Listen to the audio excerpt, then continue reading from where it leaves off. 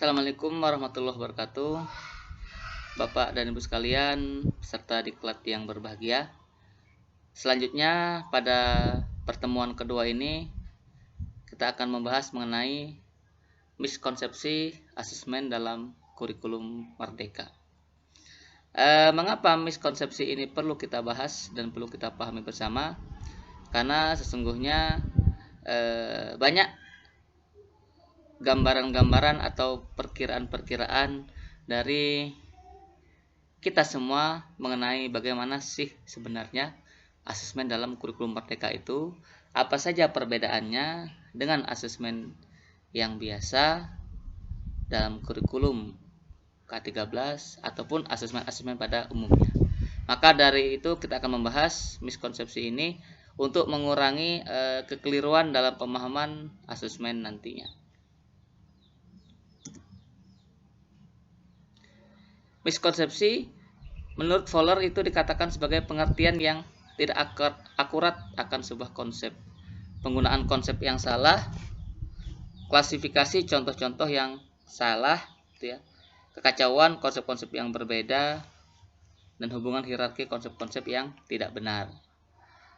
Dapat dikatakan bahwasanya ketika seseorang mengalami miskonsepsi, maka akan terjadi ketidaksepahaman tentang sesuatu yang seharusnya ia mengerti, sehingga ketika terjadi miskonsepsi, keyakinan yang kita miliki itu keliru dan tidak seharusnya seperti itu, sehingga perlu adanya pemahaman yang utuh mengenai apa yang akan kita ketahui, sehingga tidak terjadi pengertian-pengertian yang tidak akurat akan sebuah konsep-konsep.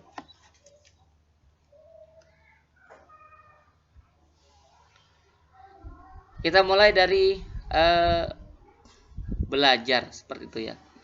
Dalam kurikulum Merdeka ataupun secara umum, dalam belajar tersebut terdapat beberapa miskonsepsi yang secara umum bahwasanya belajar itu tujuannya ya untuk ujian seperti itu, sehingga cenderung kita akan mempersiapkan diri mencari ataupun menghafalkan, mencatat sesuatu yang kita anggap penting dan kita perkirakan itu akan muncul dalam sebuah ujian, sehingga tidak ada proses pemahaman di sana, tidak ada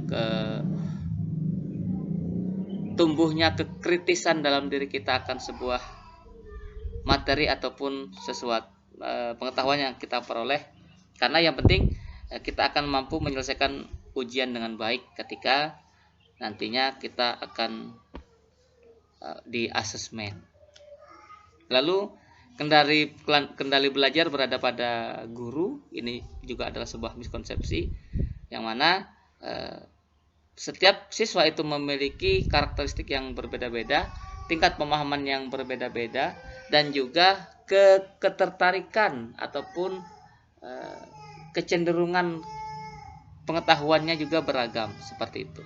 Jika setiap pembelajaran itu berpusat pada apa-apa yang guru inginkan, maka sudah barang tentu dipastikan siswa tidak akan memperoleh hasil yang maksimal dalam pembelajarannya. Karena bisa jadi yang menurut guru itu baik, sejatinya mungkin tidak pas pada siswa, seperti itu ya. Yang menurut guru ini sudah tepat, juga bahkan sudah sesuai dengan kurikulum, tetapi perlu pertimbangan di sana. Setiap siswa tersebut memiliki keragaman yang bermacam-macam, sehingga perlu dipahami dan diidentifikasi bagaimana memaksimalkan keragaman yang mereka miliki agar tumbuh potensinya dengan baik. Selanjutnya, pandangan bahwasanya siswa memiliki kebutuhan dan minat belajar yang sama, ini sudah barang tentu keliru ya. Tidak tepat untuk diimplementasikan, karena dalam kenyataannya juga dalam sebuah kelas ketika nanti siswa itu dewasa seperti itu ya Bapak dan Ibu, beragam sekali pekerjaan yang mereka tekuni seperti itu ya, beragam sekali profesi yang mereka miliki. Nah di sini kan nampak sebenarnya kemampuan mereka pun beragam seperti itu, meskipun dalam satu penjurusan yang sama tetap banyak sekali perbedaan-perbedaan yang ada dalam diri para siswa. Selanjutnya belajar itu menghafal dan menggunakan rumus. Nah, ini adalah tradisional ya. Belajar pada era tradisional itu lebih kepada memaksimalkan rumus-rumus, lalu menghafal, sehingga kita hanya fokus pada konteks yang ada itu saja tanpa mempertimbangkan hal-hal lain yang berkembang di saat itu, seperti itu. Selanjutnya adalah keberhasilan belajar ditandai dengan nilai angka terstandar. Nah, dalam hal ini seseorang dikatakan berhasil ini cukup luas cakupannya. Apakah dia hanya berhasil dalam belajar saja? Apakah itu cukup untuk menghadapi tantangan dalam kehidupan? Ternyata seseorang perlu juga berhasil dalam dunia hidupnya gitu ya, dunia kerjanya, berhasil dalam ekonominya, berhasil dalam bersosialnya.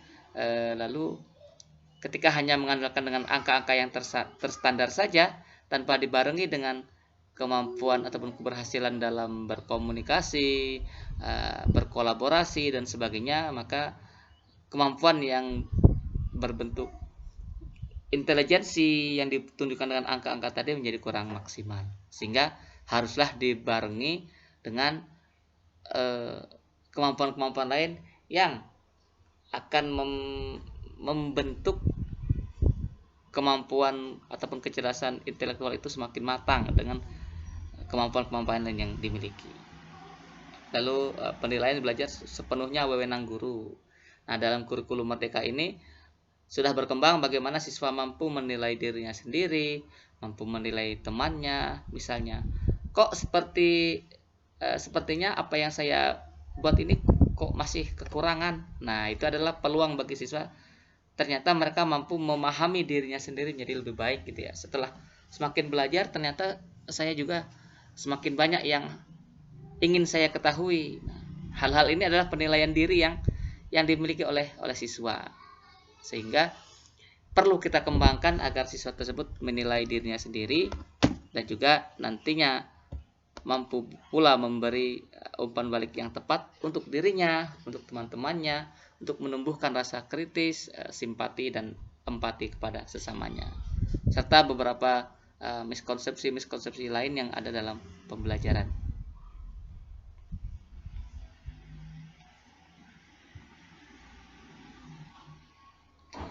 Bagaimana dengan kurikulum Merdeka?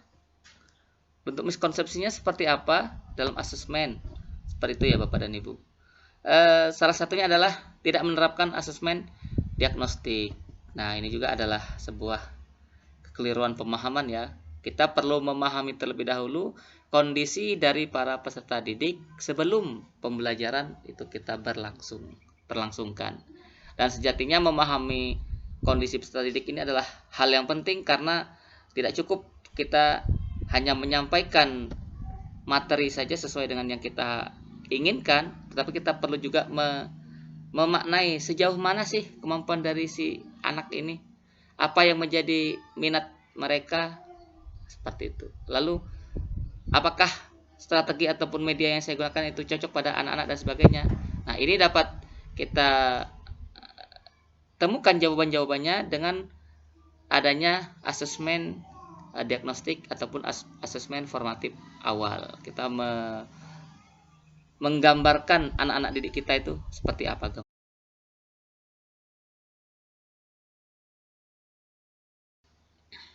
Selanjutnya adalah berfokus pada hasil akhir.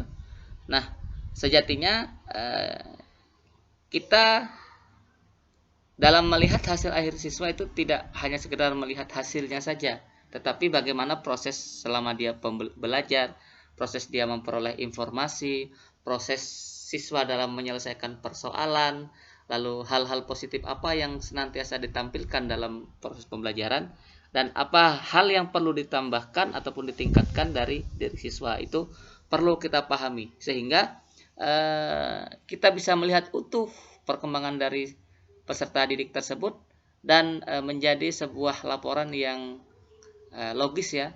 Angka ini diperoleh dengan hasil-hasil yang sesuai dengan gambaran-gambaran sebelumnya seperti ini. Cara dia memperoleh seperti ini. lalu proses perkembangan yang ia miliki itu begini. Nah, ini menjadi penting sekali untuk kita pahami, sehingga kita justru perlu berfokus pada proses selama pembelajaran. Hasil akhir ini adalah sebuah bentuk asesmen yang nantinya sejatinya itu tidak beda jauh dari proses-proses yang ia miliki. Karena kalau itu sangat berbeda, mungkin ada sesuatu yang perlu juga kita telusuri mengapa ini menjadi sangat berbeda. Kita bisa mengerti alasannya ya, sehingga kok hasil sehari-hari dengan hasil akhir itu sangat berbeda, itu seperti apa. Kalau kita hanya berfokus pada hasil akhir saja, maka kita akan terjebak pada informasi yang tidak tepat tentang diri dari peserta didik. Jadi perlu pemahaman tentang proses, dan itu dalam kurikulum Merdeka itu menjadi sangat penting, bagaimana memahami proses dalam pembelajaran. Selanjutnya adalah miskonsepsi dalam kurikulum Merdeka itu dalam asesmen, terutama penilaian diferensiasi. Masih banyak pendidik yang bingung dalam penilaian dengan pembelajaran berdiferensiasi. Apa yang menjadi fokus dalam penilaian, bagaimana menilai keberhasilan dalam diri siswa, dan juga bagaimana menyajikan pembelajaran yang berbeda, pemberian media yang berbeda, pendekatan yang berbeda, sampai kepada asesmen yang berbeda pula sesuai dengan tingkat dari kemampuan dari peserta didik. Karena sejatinya sebenarnya kan tidak ada bentuk ranking ya, tidak ada bentuk ranking lagi, karena setiap anak memiliki keunikan yang beragam. Ada si anak mungkin dalam rapornya unggul dalam matematik dan IPA, bahasa Indonesia. Mungkin di satu sisi ada anak lain yang unggulnya bukan mapel itu, tetapi unggul dalam seni, tarik suara, mungkin dalam kerajinan, sehingga beragam sekali bagaimana kita menyajikan dan menunjukkan masing-masing hasil dari anak itu dari sisi yang beragam pula, sehingga tercerminlah nilai-nilai yang diperoleh anak tersebut memang mencerminkan dirinya yang sesungguhnya. Seperti itu.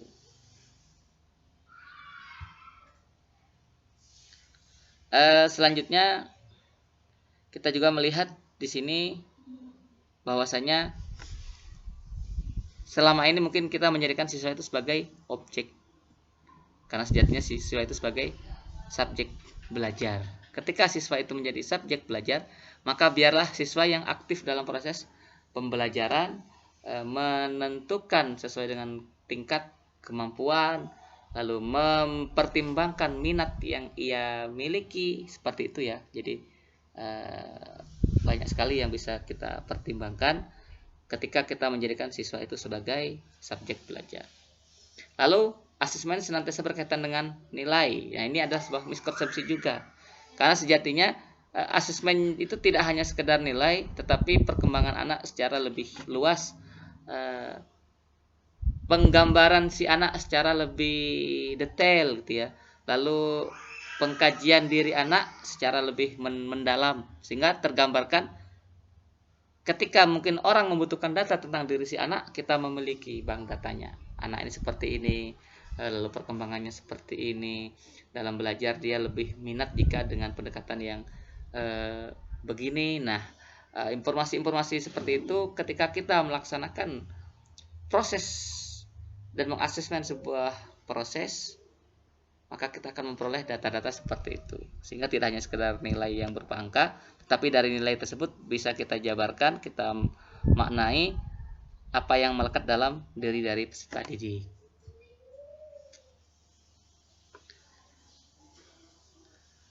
Bapak dan Ibu sekalian yang berbahagia, selanjutnya adalah apakah asesmen formatif itu untuk pelaporan hasil belajar? Maka jawabannya tidak ya. Asesmen formatif itu untuk mengevaluasi proses pembelajaran dan mengetahui kebutuhan belajar peserta didik selanjutnya. Itu asesmen formatif. Selanjutnya, apakah harus berbentuk rubrik dan tes tulis?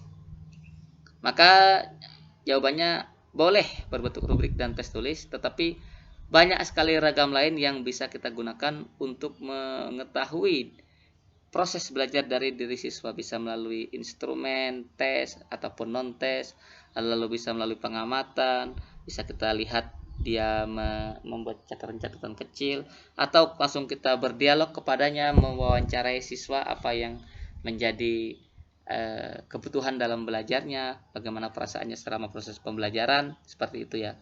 Dan yang lebih penting adalah bagaimana dia mampu memaknai dirinya sendiri. Oh iya Bapak, saya telah paham pada materi yang seperti ini, tetapi saya belum begitu paham tentang materi yang begini ya, kira-kira yang seperti itu. Jadi banyak teknik ataupun strategi dalam melakukan asesmen formatif.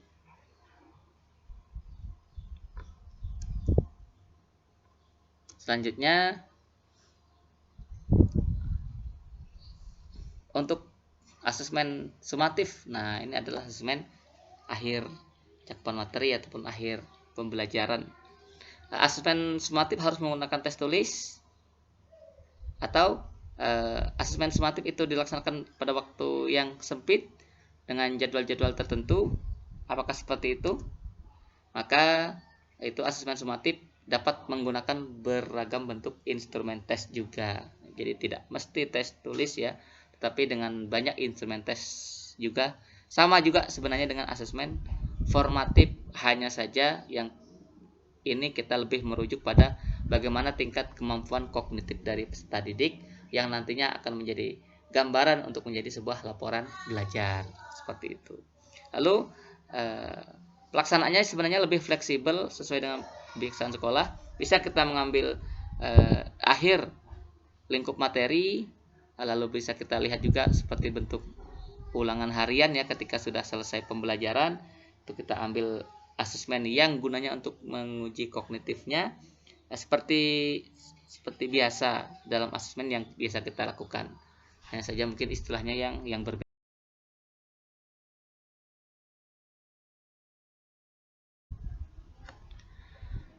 Miskonsepsi yang selanjutnya adalah siswa ini tidak mendapatkan umpan balik.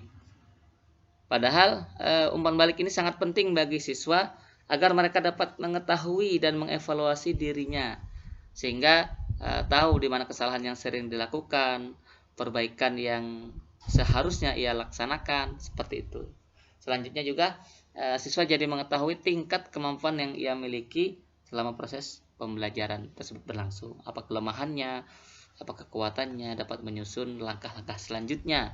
Karena adanya umpan balik dari guru, sehingga siswa pun merasa termotivasi untuk meningkatkan kapasitas dirinya. Tetapi ada juga guru yang memang memberikan umpan balik tetapi bersifat negatif, sehingga siswanya menjadi down, menjadi lemah mentalnya, merasa rendah diri, seperti itu ya, merasakan kekhawatiran ataupun ketakutan, dan merasa dinilai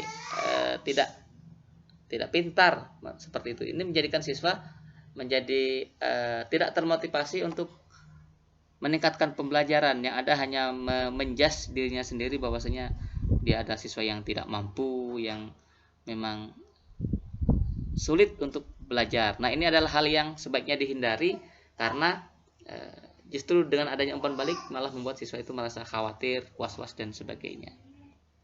Jadi perlu adanya umpan balik yang positif, seperti itu. Ada juga yang tidak memberikan umpan balik sama sekali, sehingga siswa tidak mengetahui apa sih yang harus diperbaiki, lalu bagaimana agar bisa menjadi lebih baik di masa yang kedepannya. Selanjutnya pembelajaran berlalu begitu saja, seperti itu ya. Tidak ada apresiasi, tidak ada pengarahan, tidak ada motivasi ataupun dukungan dari guru atas hasil yang diperoleh oleh siswa. Maka ini sebaiknya dihindari dengan cara memberikan umpan balik yang positif kepada siswa. Demikian Bapak dan Ibu sekalian yang berbahagia mengenai miskonsepsi dalam asesmen kurikulum merdeka. Selanjutnya nanti kita akan membahas pada pertemuan selanjutnya mengenai asesmen diagnostik, formatif, dan sumatif, serta pertemuan terakhir adalah penyusunan laporan hasil asesmen kepada para peserta didik. Baik, Terima kasih Bapak dan Ibu sekalian. Marilah kita lanjutkan dengan diskusi dan saya akhiri. Wassalamualaikum warahmatullahi wabarakatuh. Salam sejahtera untuk kita.